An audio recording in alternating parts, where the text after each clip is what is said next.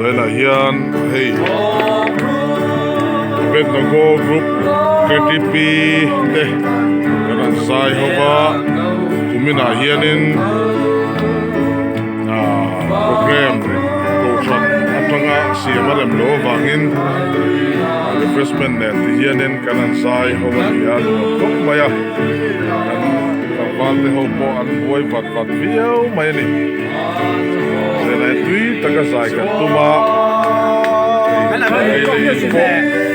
thằng van thì là xem mà thế là ya thì hiền in là hiền in hay group leader đang vào chỗ na trăng lẽ mày à thế là hiền in hay cần nụ là hậu tệ số nên là nông bốc à số cốc mày à hey vào tuổi tệ hậu đó mày à hey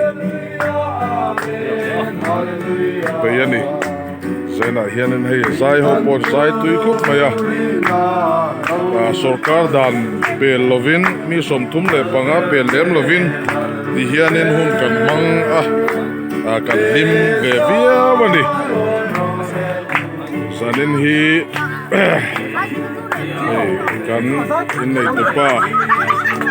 khenga po aboi ve vat tak te mai la ya hay hun rem sa tak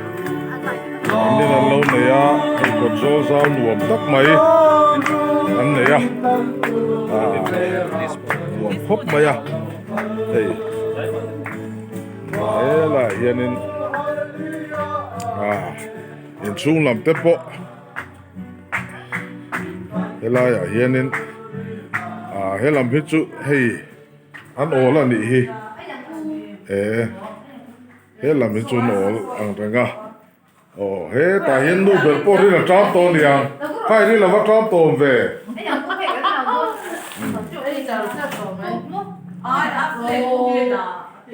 thì trường làm pa ya ai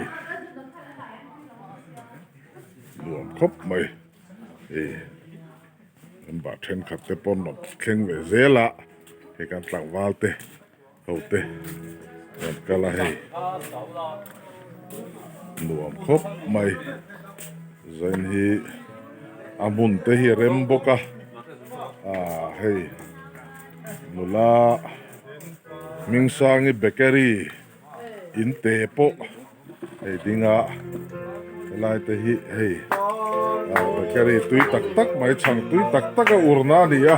lai hi chu te kan na nge cú là quan nên lấy lắm bằng tập bộ căn tin này tôi nên mấy thầy này cán van đây khúc mấy hay cần ven chú giờ này là hết tiền hun rem ra căn này hi lu lẽ mày để thằng con mình ột ăn tì cần ring hết tiền hun này hare mẹ mà đi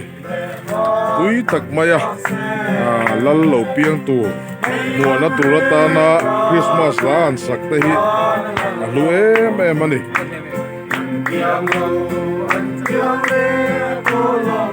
la